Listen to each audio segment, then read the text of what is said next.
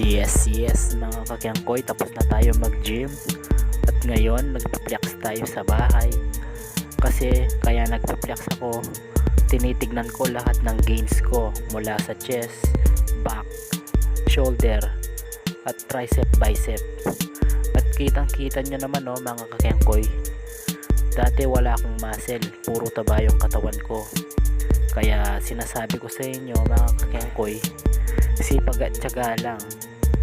At pag nag-gym kayo, huwag kayong mahiya mag-flex.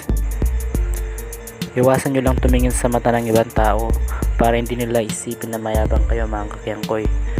Kaya tuloy-tuloy lang tayo sa gains natin. Maraming salamat sa suporta mga kakyangkoy. God bless.